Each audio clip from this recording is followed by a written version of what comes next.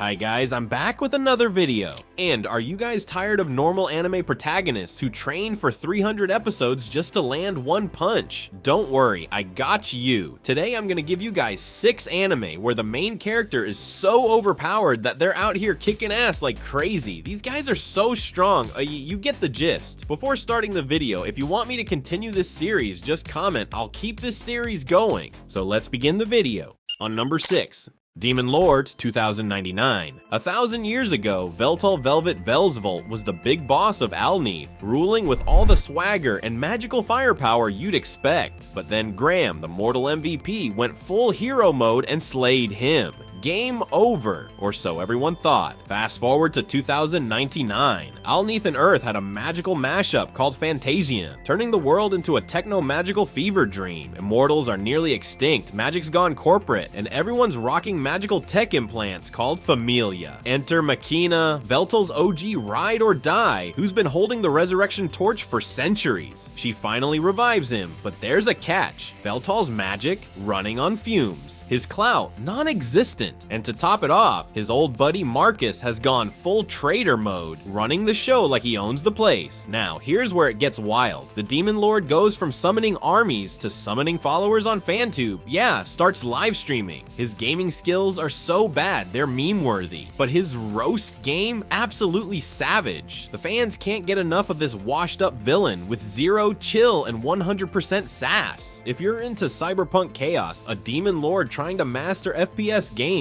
and enough snark to fill a server, this is your jam. On number 5. Ossan Newbie Adventurer. Alright, let's talk about my Ossan Newbie Adventurer, or as I like to call it, Dad Bod Chronicles Fantasy Edition. Meet Rick Gladiator, the ultimate glow-up story of a dude who said, screw the 9-to-5 grind, I'm gonna chase my dreams and punch dragons in the face. At 30, Rick decides he's not too old to pick up a sword and start adventuring. Sure, people called him a midlife crisis waiting to happen, but joke's on them. This man put the Gladiator in Dad Bod after 2 years of sweating buckets and eating dirt with the continent's baddest squad, the Orichalcum Fist. Rick levels up harder than a newbie on double XP. Now, he's got combat skills so sharp they'd cut your insecurities in half, and muscles that could make a goddess swoon. But this guy doesn't to know his own strength he is overpowered, but behave like a pushover. Rick's still figuring out the adventurer life, like how to split loot, navigate dungeons, and dodge very obvious advances from Elf. Rick's journey proves that age is just a number, especially when you've got big energy and bigger swords.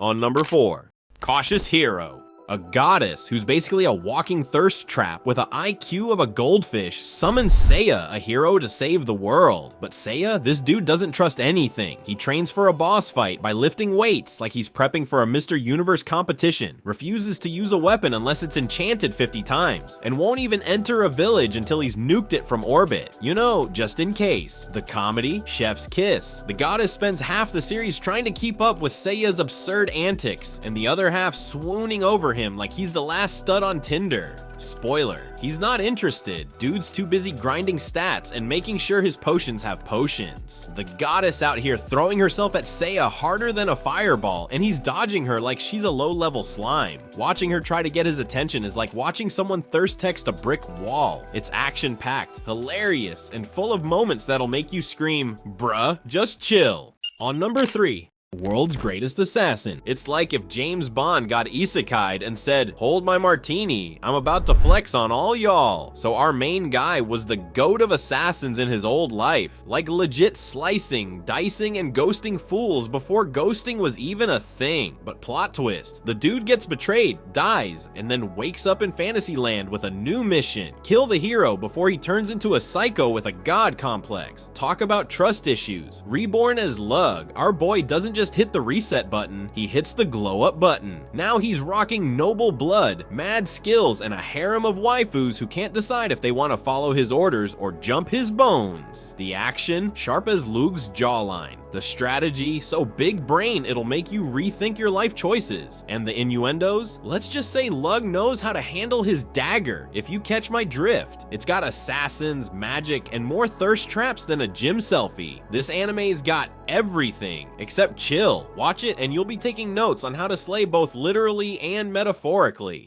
On number 2. Hellsing Ultimate. It's like Dracula hit the gym, joined the military, and decided to become the ultimate badass. This anime is a blood-soaked roller coaster of epic proportions, with zero chill and all the drip. So there's this squad called the Hellsing Organization. Think of them as vampire slayers with an unlimited budget and big dick energy. Leading the charge is a boss lady who drinks her tea with a side of "don't mess with me." But the real star of this goth rave is Alucard, a vampire so OP he doesn't suck blood. He sips it like fine wine. The plot: Nazis are back, but not just any Nazis, zombie vampires and Hugo Boss. They're trying to take over the world, but Alucard and his human sidekick Ceras are here to turn their plans into Swiss cheese. There are gunfights, blood fountains, and one-liners sharper than Alucard's fangs. If you're into edgy, over-the-top, hold my beer action with a side of existential crisis, this anime's your jam. On number 1, Mashle. In a society where everyone's slinging spells like it's a Hogwarts rave, Mash Burn Dead couldn't cast a spell if his life depended on it. But who needs a wand when your muscles are harder than your internet history? This dude's bench press is so legendary, it's practically a national treasure. The plot? Oh, just your average story of a guy punching his way through a world of stuck-up wizards who think their magic is big. Spoiler, Mash proves size matters, but he's talking about his biceps. He doesn't just break stereotypes, he breaks bones, and maybe a few hearts, because every time he flexes, even gravity gets turned on. Mash's journey is in his love for cream puffs, justice in the form of suplexes, and leaving every magic user questioning if their wand is compensating for something. This anime is proof that in a world of hocus pocus, sometimes all you need is a good hunk of focus. That's the end of this video, and if you enjoyed, hit that subscribe button. Also tell me which anime you're going to be watching tonight. I'll see you in the next one.